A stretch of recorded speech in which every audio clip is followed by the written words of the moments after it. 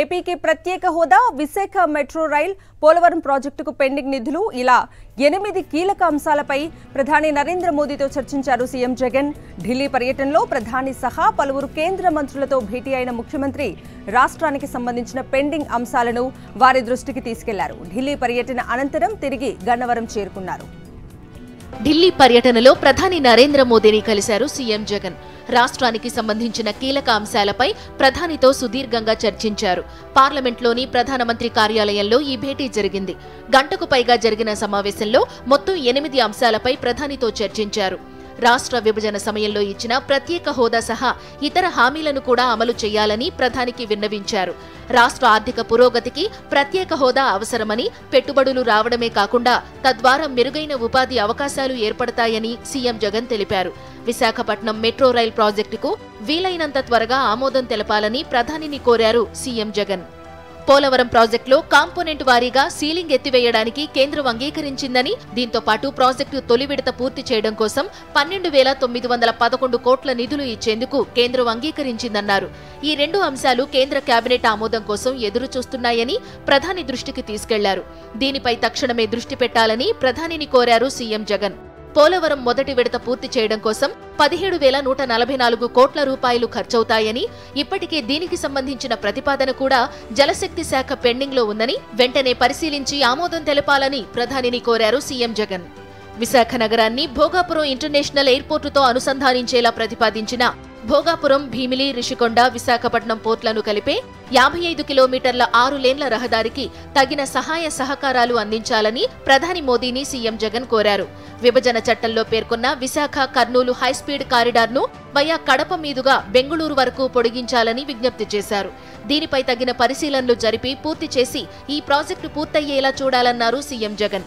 2014 June నుంచి 3 ఏళ్ల పాటు తెలంగాణ రాష్ట్రానికి ఏపీ జెన్కో విద్యుత్ సరఫరా చేసిందని, దీనికి సంబంధించిన 7,230 కోట్ల బకాయిలు పెండింగ్లో ఉన్నాయని, వీటిని వెంటనే చెల్లించేలా చూడాలని సీఎం జగన్ ప్రధానిని కోరారు. రాష్ట్రంలో 13 జిల్లాలను 26 జిల్లాలుగా విభజించామని, ప్రతి జిల్లాకు ఒక మెడికల్ కాలేజ్ ఉండేలా రాష్ట్రంలో కొత్తగా 17 మెడికల్ కాలేజీలు నిర్మిస్తున్నామని ప్రధాని దృష్టికి తీసుకెళ్లారు. ఇప్పటికే కొన్ని కాలేజీల్లో తరగతులు కూడా ప్రారంభమయ్యాయన్నారు. కాలేజీల ఏర్పాటుకు సహాయ సహకారాలు అందించాలని ప్రధానిని కోరారు సీఎం జగన్. ప్రధానితో భేటీ తర్వాత కేంద్ర మంత్రి నిర్మలా సీతారామన్తో సమావేశమయ్యారు సీఎం జగన్. పార్లమెంట్లోని ఆర్థిక శాఖ కార్యాలయంలో అరగంట పాటు కొనసాగిన భేటీలో రాష్ట్రానికి రావలసిన నిధులు, పెండింగ్ బకాయిలపై చర్చించారు. ప్రజల్ని మోసం చేయడానికి చంద్రబాబు మరోసారి దొంగ హామీలతో వస్తున్నాడని అన్నారు మంత్రి పెద్దిరెడ్డి రామచంద్రారెడ్డి. 2014 ఎన్నికలకు ముందు ఇచ్చిన హామీలను నెరవేర్చాడా అని మహిళలను ప్రశ్నించారు. సీఎం జగన్ చంద్రబాబుల పాలనను బేరేజు వేస్తే మీకు అన్ని విషయాలు అర్థమవుతాయన్నారు. పుంగనూరులో వైఎస్ఆర్ 4వ విడత చెక్కుల పంపిణీ కార్యక్రమంలో మంత్రి పాల్గొని మహిళలకు ఆసరా చెక్కులను పంపిణీ చేశారు. జగన్మోహన్ రెడ్డి గారు, అదేవిధంగా చంద్రబాబు నాయుడు గారు ఇద్దరిని మీరు పోల్చుకుంటే ఎవరి మన మాట మీద ఉన్నాడు, ఎవరు చెప్పినవన్నీ చేశాడు, ఎవరు పేదల పక్షాన్ని నిలిచాడు అని మీరు ఆలోచన చేస్తే తప్పకుండా జగన్మోహన్ రెడ్డి గారికి మేము చెప్పినా చెప్పకపోయినా మీ బలం ఆశీర్వాదం అంతా కూడా వారికే ఇస్తారు. ఎందుకంటే రాబోయే రోజుల్లో కూడా వారు ఇంకా ఇలాంటి పరిపాలనే కొనసాగించేది కాకుండా ఈ కార్యక్రమాలన్నీ కూడా కొనసాగిస్తామని చెప్పి శాసనసభలో చెప్పాడు. చంద్రబాబు నాయుడు చేయని అన్ని కూడా చెప్పినవన్నీ కూడా శాసనసభలో చూపించాడు. 2 లక్షల కోట్లు ఖర్చు చేసి మరి ఆయన ఇచ్చే పరిస్థితి ఉందా? గతంలో చేసే పరిస్థితి ఉంటే కూడా మీకెందుకు మీ రుణాలు మాఫీ చేయలేదు, రైతు రుణాలు ఎందుకు మాఫీ చేయలేదు, ఇంటికి ఒక ఉద్యోగం ఎందుకు వేయలేదు? మరి ఇవన్నీ కూడా ఆలోచన చేయండి, మీకు మనవి చేస్తా ఉన్నాను. వైఎస్ఆర్సీపీతో తప్ప చంద్రబాబు అన్ని పార్టీలతో పొత్తు పెట్టుకున్నారని ఆర్థిక శాఖ మంత్రి బుగ్గన రాజేంద్రనాథ్ రెడ్డి ఎద్దేవా చేశారు. సిద్ధాంతపరంగా విభేదాలు ఉన్న పార్టీలతో సైతం చంద్రబాబు పొత్తు పెట్టుకున్నారని వ్యాఖ్యానించారు. ఇక జనసేన సిద్ధాంతం ఏంటో ఎవరికీ అర్థం కావటం లేదన్నారు మంత్రి బుగ్గన. కమ్యూనిస్ట్ పార్టీలతో కలిసే ఉన్నారు, మరొక వైపు భారతీయ జనతా పార్టీలతో చర్చ జరుపుతారు, మరొక వైపు కాంగ్రెస్ పార్టీతో చర్చ జరుపుతారు. అంటే ఈ 4 పార్టీలు ఏవైతే ఉన్నాయో ఒక పార్టీకి ఐడియాలజీ కంప్లీట్గా డిఫరెంట్ అయినా అందరితో కలుస్తారు. మళ్ళీ అంత పెద్ద ఐడియాలజీ నాకు అర్థం కాలేదు. ఎందుకంటే ఒకటే పార్టీతో అంటే 4 పార్టీల ఐడియాలజీ వేరే, నలుగురితో మాట్లాడతారు, నలుగురితో 2 సార్లు కలుస్తారు. ఇంకా దీనికి మనం ఏం చెప్పాలి? పబ్లికే గమనించాలి. చంద్రబాబుపై మండిపడ్డారు మాజీ మంత్రి పేర్ని నాని. అధికారం కోసం చంద్రబాబు ఏ గడ్డైనా కరుస్తారని నాని ఆగ్రహం వ్యక్తం చేశారు. గతంలో మోదీని ఇష్టం వచ్చినట్లు తిట్టిన చంద్రబాబు ఒంటరిగా సీఎం జగన్ ను గెలవలేక పవన్ బీజేపీతో చంద్రబాబు కుట్రలు చేస్తున్నారని అన్నారు. బీజేపీతో ఎందుకు కలిసి పోటీ చేయాలో బాబు ప్రజలకు చెప్పాలని నాని డిమాండ్ చేశారు.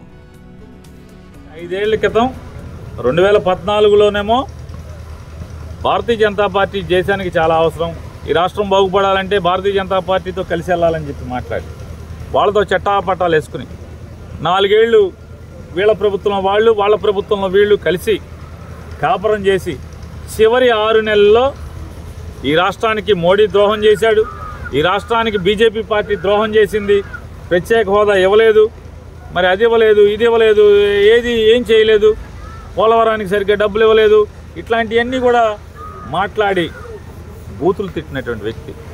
నాకు భార్య ఉంది, నాకు కొడుకున్నాడు, నాకు మనవడు ఉన్నాడు, కానీ మోడీకి ఎవరున్నారు? భార్య లేదు, కుటుంబం లేదు. కుటుంబం లేనోడు నాతో పోటీనా? ఏం చేస్తాడు? ఈడీ ఉంది, ఈడీతో బెదిరిస్తావా? సిబిఐ ఉంది, సిబిఐతో బెదిరిస్తావా? నీ చేతనైంది నువ్వు చేసుకో. ఇన్ని మాట్లాడినటువంటి వ్యక్తి ఇవాళ మళ్ళీ భారతీయ జనతా పార్టీతో ఎందుకు కలిసి పోటీ చేయాలో రాజకీయ చర్చలు ఎందుకు నడుపుతున్నాడు?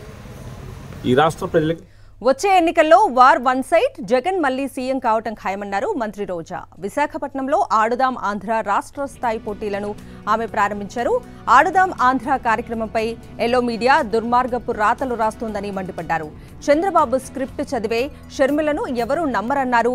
బాబు, పవన్, షర్మిల తెలంగాణకు పారిపోవటం ఖాయమన్నారు. కాంగ్రెస్ తరఫున ఎవరొచ్చినా వారికి 0 వాల్యూ ఉంటుందన్నారు రోజా.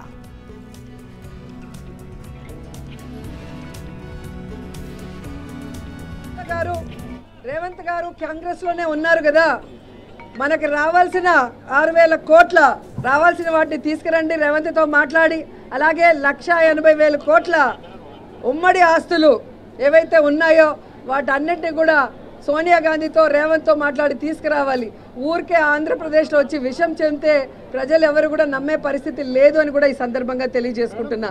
కేవలం జగన్మోహన్ రెడ్డి గారి మీద విషం చిమ్మటానికే చంద్రబాబు నాయుడు, సోనియా గాంధీ ఈరోజు షర్మిల గారిని ఆంధ్రప్రదేశ్లో కాంగ్రెస్ పార్టీలో పెట్టి ఈ విధంగా టూర్లు పెట్టిస్తున్నారనేది చిన్న పిల్లోడిని అడిగినా కూడా చెబుతారు. చంద్రబాబుకు దమ్ముంటే నార్కో టెస్ట్కి రావాలని సవాల్ విసిరారు పోసాని కృష్ణమురళి. చంద్రబాబు అవినీతికి పాల్పడలేదని, వంగవీటి హత్యలో భాగస్వామ్యం లేదని తేలితే తాను తెలుగు రాష్ట్రాలను విడిచి వెళ్లిపోతానన్నారు. చంద్రబాబు ఇప్పుడు ఎలక్షన్ టైము, రామోజీ గుర్తుపెట్టుకో, ఎలక్షన్ టైం ఇది. ఇప్పుడు కనుక నార్కో టెస్ట్ చేయించుకుంటే ఆడు నిజాయితీ పడని వస్తే ఎలక్షన్లో గెలిచిపోతాడు. 175 జగన్ గారు కాదు చంద్రబాబుకి వచ్చేస్తుంది. Are you ready for narco test? Chandrababu రెడీయా నార్కో టెస్ట్కి?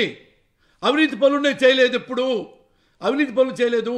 రంగయ్య గారిని చంపలేదు, నా హస్తం లేదు, 23 ఎమ్మెల్యేలు నేను కొనలేదు, అమ్మాయిని నేను తాచలేదు, ఒక మిడ్ నైట్ ఒక గెస్ట్ హౌస్కి పంపించలేదు పెద్ద ఆయన దగ్గరికి. ఇవి 4 అడుగుతా నేను. ఈ 4 నన్ను అడగని ముందు ఇది అబద్ధం చెప్పానా, నాకు తెలిసింది చెప్పానా, ఫస్ట్ నన్ను అడగమనండి కావాలంటే. చంద్రబాబు ఎల్లో మీడియాలపై మరోసారి విమర్శలు చేశారు AP Telugu academy chairman Lakshmi Parvathi. నిన్న మొన్నటి వరకు కాంగ్రెస్ పార్టీతో అంటకాగిన చంద్రబాబు ఇప్పుడు బీజేపీ మద్దతు కోసం వెంపర్లాడుతున్నారని మండిపడ్డారు. కేవలం 3 సీట్లు వచ్చే టీడీపీ కోసం బీజేపీనే వెంటపడుతోందంటూ ఎల్లో మీడియా బిల్డప్ ఇవ్వటం సిగ్గుచేటని ఆగ్రహం వ్యక్తం చేశారు.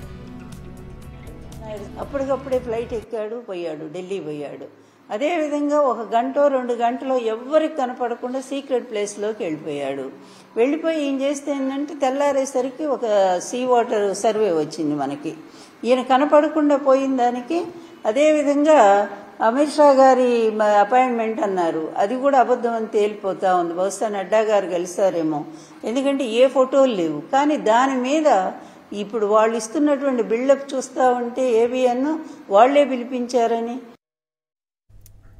టీడీపీలో ఇంటి పోరు రోడ్డున పడుతోంది. జనసేనతో టికెట్ల పంచాయతీ తేలకముందే టీడీపీ కార్యకర్తలు రచ్చకెక్కుతున్నారు. ఎన్టీఆర్ జిల్లా మైలవరం టీడీపీలో టికెట్ పంచాయతీ అంతకంతకు రాజుకుంటోంది. దేవినేని ఉమకే టికెట్ ఇవ్వాలని ఉమావర్గం పట్టుబడుతోంది. ఈ క్రమంలో చంద్రబాబు సతీమణి నారా భువనేశ్వరి వద్ద ఉమావర్గం పంచాయతీకి దిగింది. వసంత కృష్ణప్రసాద్ టీడీపీలో చేరి మైలవరం నుంచి పోటీ చేస్తారని ప్రచారం చేయడంతో వసంత రాకను దేవినేని ఉమావర్గం తీవ్రంగా వ్యతిరేకిస్తోంది.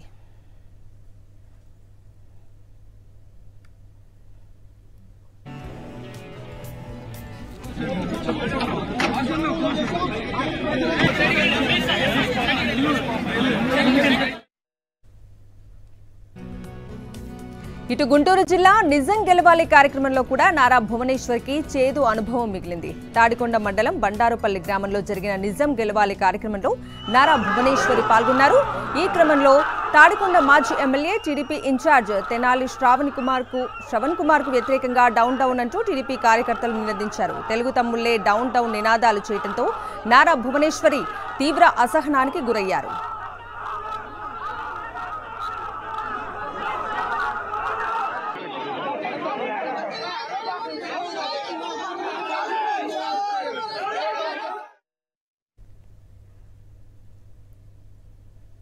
తెలంగాణ ప్రభుత్వం బడ్జెట్ ప్రవేశపెట్టేందుకు రెడీ అయింది. పద్దుల్లో సంక్షేమం, వ్యవసాయం, 6 గ్యారంటీ స్కీమ్లతో పాటు మరిన్ని కొత్త స్కీమ్లకు పెద్దపీట వేయనుంది. కాంగ్రెస్ ప్రభుత్వంలో మొదటి బడ్జెట్ ఓటాన్ అకౌంట్ పెట్టనుంది.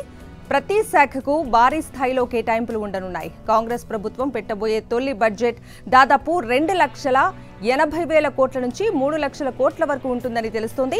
శాసనసభలో డిప్యూటీ సీఎం భట్టి విక్రమార్క, శాసన మండలిలో మంత్రి శ్రీధర్ బాబు బడ్జెట్ ప్రవేశపెడతారు. లోక్సభ ఎన్నికలకు సమయం దగ్గర పడుతున్న నేపథ్యంలో రాష్ట్రంలో తొలిసారి కాంగ్రెస్ ప్రభుత్వం ప్రవేశపెట్టబోతున్న బడ్జెట్ రాష్ట్ర సమగ్ర అభివృద్ధికి పెద్దపీట వేస్తుందని, రాష్ట్ర వ్యాప్తంగా ప్రజలందరికీ ఆమోదయోగ్యంగా ఉంటుందని ఆ పార్టీ నేతలు చెబుతున్నారు. తెలంగాణ అసెంబ్లీలో అధికార ప్రతిపక్షాల మధ్య మాటల యుద్ధం నడిచింది. డిమాండ్ ఫర్ గ్రాంట్ పై సీఎం రేవంత్ రెడ్డి, హరీష్ రావు మధ్య వాగ్యుద్ధం జరిగింది. సీఎం రేవంత్ వ్యాఖ్యలకు హరీష్ రావు స్ట్రాంగ్ కౌంటర్ ఇచ్చారు. దీనికి నిధులు కేటాయించడం జరిగింది. Both states of Telangana and AP have to provide one-time seed money rupees 200 crores each to the KRMB and GRMB. స్పష్టంగా గోదావరి రివర్ మేనేజ్మెంట్ బోర్డ్, కృష్ణానది రివర్ మేనేజ్మెంట్ బోర్డు ఈ ప్రాజెక్టులు అప్పజెప్పిన తర్వాత వాటిని నిర్వహించడానికి 200 కోట్లు కృష్ణానది నిర్వహణ కోసం, 200 కోట్లు గోదావరి నది నిర్వహణ కోసం చంద్రశేఖరరావు గారు ముఖ్యమంత్రిగా, సాగునీటి పారుదల శాఖ మంత్రిగా 2023 బడ్జెట్లో ప్రవేశపెట్టిన డిమాండ్ ఫర్ గ్రాంట్స్. ఇంత స్పష్టంగా అప్పజెప్పడానికే కాకుండా నిధులు కేటాయించి అప్పుడు ఎవరయ్యా ఆర్థిక మంత్రి? వారే. ఏ పాపం చూసినా, ఏ పాపం ఎత్తికినా అది సాగునీటి పారుదల పాపాలు ఎత్తుకుతే వీరే కనిపిస్తారు, అది ఆర్థిక శాఖలో పాపాలు ఎత్తుకుతే వీరే కనిపిస్తారు. ఈ పాపాలకు మొత్తం ఆ పాపాల బయరవుడే కారణము. గౌరవనీయులు రేవంత్ రెడ్డి గారు ఒక బడ్జెట్కి సంబంధించినటువంటి కాగితం తీసుకొని మీరు 200 కోట్లు బడ్జెట్లో పెట్టారు అని చెప్పారు. ఎస్, బడ్జెట్లో మేము ప్రతిపాదించినాం తప్ప ఒక్క రూపాయి కూడా కేఆర్ఎంబీకి రిలీజ్ చేయలేదు. కేంద్ర ప్రభుత్వానికి కొన్ని షరతులు పెట్టాం. కృష్ణా వాటర్లో 50-50 రేషియో ఇవ్వండి. పోతిరెడ్డిపాడుకు 34 టీఎంసీల కంటే ఒక చుక్క నీళ్లు ఎక్కువ తీసుకుపోవడానికి వీలు లేదు. శ్రీశైలం వినండి, శ్రీశైలం ఎండిడిఎల్ 830 మెయింటైన్ చేయాలి. అదేవిధంగా డ్రింకింగ్ వాటర్లో 20% అకౌంటబిలిటీ చేయాలి. ఇవన్నీ ఒప్పుకుంటే మేము బోర్డుకి ఇవ్వడానికి అభ్యంతరం లేదు అన్నాం. వాళ్ళు ఒప్పుకుంటే బడ్జెట్లో ప్రతిపాదన పెట్టాం. వాళ్ళు ఒప్పుకోలేదు, నయా పైసా కూడా మేము విడుదల చేయలేదు. కానీ మీరు మాత్రం ఆగమాగం పోయినరు.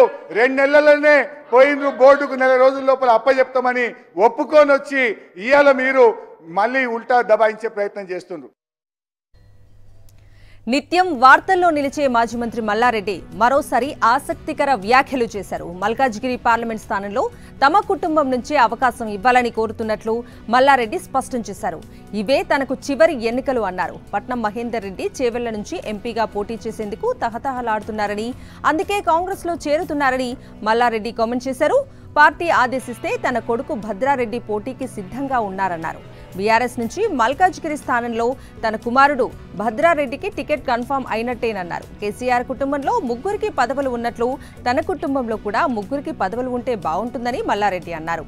ఇవే తనకు చివరి ఎన్నికలు అంటూ మల్లారెడ్డి సంచలన వ్యాఖ్యలు చేశారు. జగ్గారెడ్డి ఎంపీ టికెట్ కోసం రేవంత్ రెడ్డిని పొగుడుతున్నారని అన్నారు. తన పేరు ఎత్తకుండా జగ్గారెడ్డి ఉండలేరంటూ మల్లారెడ్డి కామెంట్ చేశారు.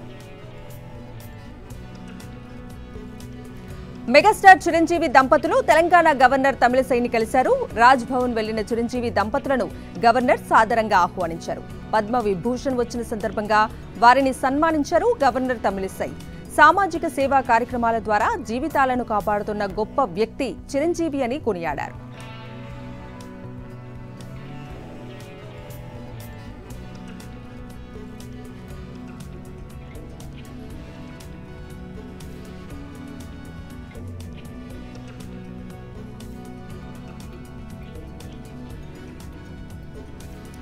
తెలంగాణ ఉన్నత విద్యా మండలి ఈసెట్ లాసెట్ షెడ్యూల్ ని విడుదల చేసింది. ఫిబ్రవరి 14న ఈసెట్ నోటిఫికేషన్ ఇవ్వనున్నట్లు ప్రకటించింది. ఈ నెల 15 నుంచి ఏప్రిల్ 16 వరకు ఆన్లైన్లో దరఖాస్తు చేసుకోవచ్చని తెలిపింది.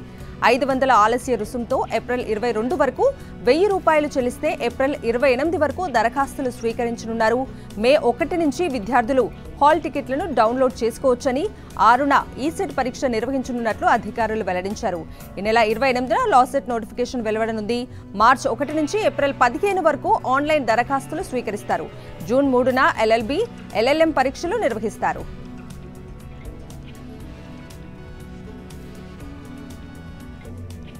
హెచ్ఎండిఏ మాజీ డైరెక్టర్ శివబాలకృష్ణ కేసు కీలక మలుపు తిరిగింది. దీనిలో కస్టడీ కన్ఫెషన్ స్టేట్మెంట్ కీలకంగా మారింది. విచారణలో ఆయన ఒక సీనియర్ ఐఏఎస్ పేరు చెప్పినట్లుగా తెలుస్తోంది. అలాగే పలువురు ఒత్తిడితోనే ఈ అక్రమ ఆస్తులు కూడబెట్టినట్లుగా అంగీకరించినట్లుగా తెలుస్తోంది. ఇప్పటికే నిందితుడు బాలకృష్ణ వద్ద డాక్యుమెంట్ల లెక్కల ప్రకారం 250 కోట్ల విలువైన ఆస్తులు గుర్తించారు ఏసీబీ అధికారులు.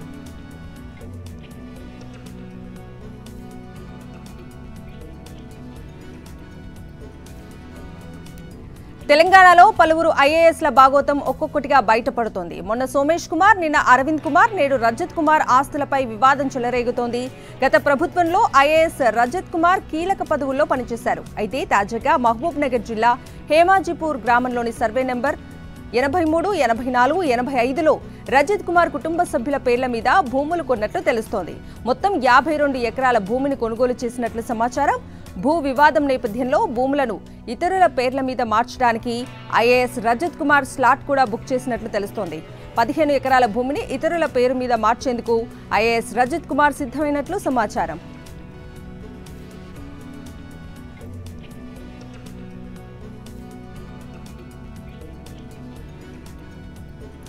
తెలుగు బిడ్డ భారత మాజీ ప్రధాని పివి నరసింహారావును దేశ అత్యున్నత పౌర పురస్కారం భారతరత్న ప్రకటించింది కేంద్ర ప్రభుత్వం. పివితో పాటు మాజీ ప్రధాని చౌదరి చరణ్ సింగ్, ప్రముఖ వ్యవసాయ శాస్త్రవేత్త ఎంఎస్ స్వామినాథన్ను అత్యున్నత పౌర పురస్కారంతో గౌరవించింది. ఎక్స్ వేదికగా ఈ విషయాన్ని స్వయంగా వెల్లడించారు ప్రధాని మోదీ. దేశానికి వీరు అందించిన సేవలను కొనియాడారు. తాజా ప్రకటనతో ఈ ఏడాది భారతరత్న అందుకున్న వారి సంఖ్య 5కు పెరిగింది. బీజేపీ అగ్రనేత ఎల్కే అద్వానీ, బీహార్ మాజీ సీఎం కర్పూరి ఠాకూర్కు ఇప్పటికే భారతరత్నను ప్రకటించింది మోదీ సర్కార్.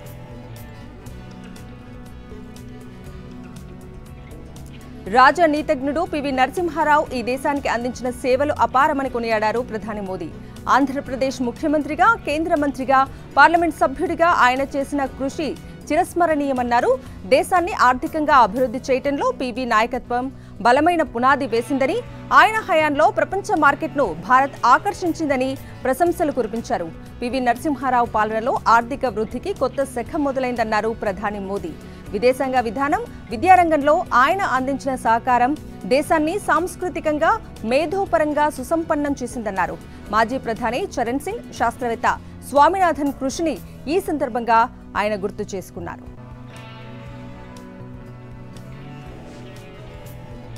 మాజీ ప్రధాని పివి నరసింహారావుకు భారతరత్న ప్రకటనపై సీఎం జగన్ హర్షం వ్యక్తం చేశారు.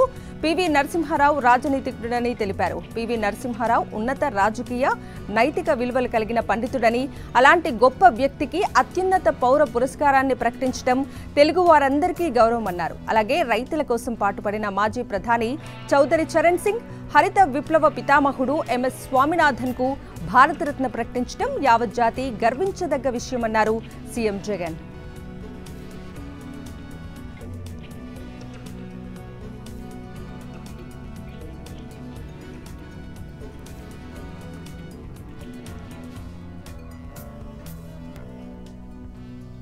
ఇక హరిత విప్లవ పితామహుడు వ్యవసాయ శాస్త్రవేత్త ఎంఎస్ స్వామినాథన్ కు భారత అత్యున్నత పౌర పురస్కారం భారతరత్న లభించింది. ఆహార వృద్ధిలో దేశం స్వయం సమృద్ధి సాధించేందుకు ఎంతో కృషి చేశారు డాక్టర్ స్వామినాథన్. తన పరిశోధనలతో అధిక దిగుబడిని ఇచ్చే నూతన వరి వంగడాలు సృష్టించారు.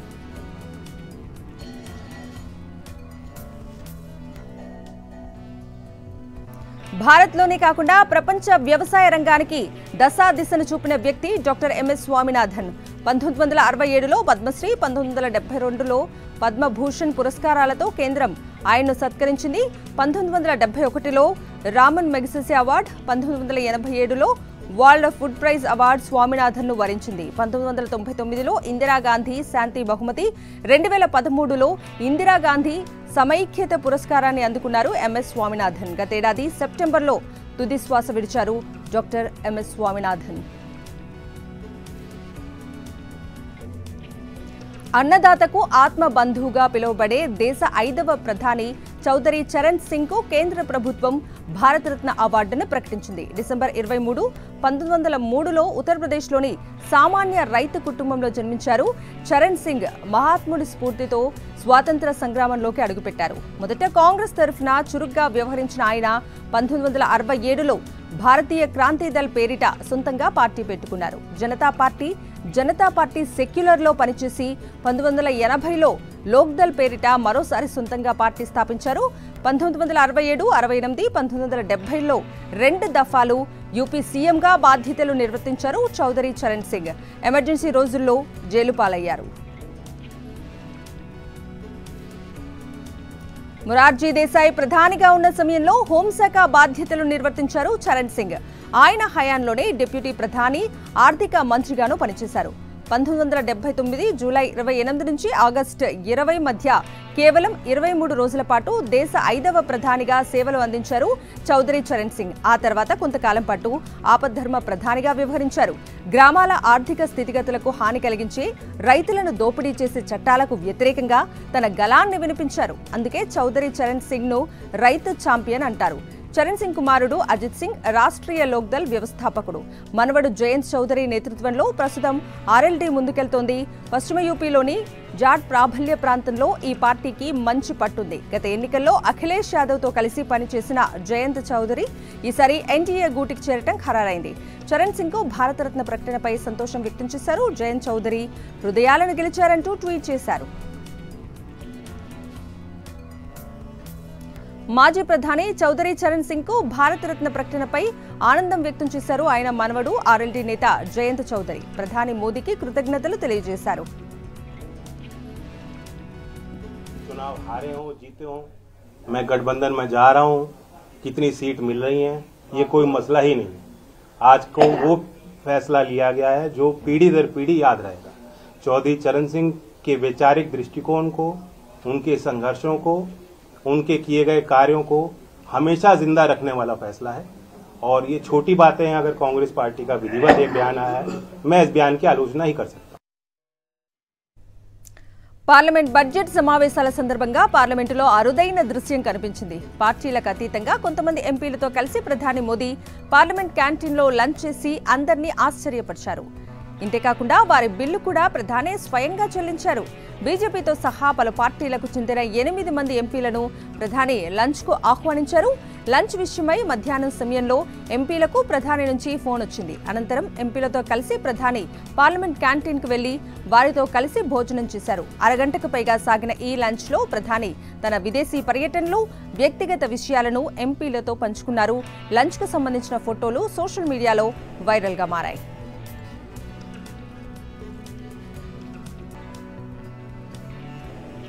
మొబైల్ ఫోన్ సేవల కోసం 8 స్పెక్ట్రమ్ బ్యాండ్లను 96,317 కోట్ల ప్రాథమిక ధరతో వేలం వేయాలని కేంద్ర మంత్రివర్గం నిర్ణయించింది. కొన్ని కంపెనీల వద్ద ఉన్న స్పెక్ట్రమ్కు ఈ ఏడాదిలో గడువు తీరనుంది. 2024-25లో కొత్తగా అందుబాటులోకి వచ్చే టెలికాం స్పెక్ట్రమ్ ఆక్షన్ ఉంటుందని కేంద్రం తెలిపింది.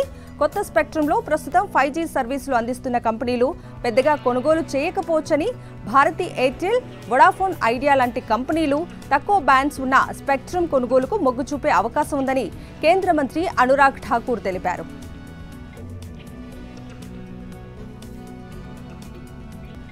అంతర్జాతీయ మార్కెట్ల నుంచి వచ్చిన పాజిటివ్ ట్రెండ్స్ తో స్టాక్ మార్కెట్లు లాభాల్లో ముగిశాయి. సెన్సెక్స్ 167 పాయింట్ల లాభంతో 71,595 పాయింట్ల వద్ద ముగిసింది. నిఫ్టీ 64 పాయింట్ల లాభంతో 21,782 పాయింట్ల వద్ద ముగిసింది. ఇక సెక్టార్ సూచీల్లో బ్యాంక్స్ 1.48%, కన్స్యూమర్ డ్యూరబుల్ సూచీలు 0.51%, ఫైనాన్షియల్ సర్వీసెస్ 0.37% లాభపడ్డాయి. నిఫ్టీ టాప్ గెయినర్స్ లిస్టులో గ్రాసిమ్ 5.92%, SBIN 3.70%, అపోలో హాస్పిటల్స్ 3.25% లాభపడ్డాయి. నిఫ్టీ టాప్ లూజర్స్ లిస్టులో M&M 2.46%, భారతి ఎయిర్టెల్ 1.94%, NTPC 1.87% నష్టపోయాయి. ఇవి బులెటిన్ అప్డేట్స్.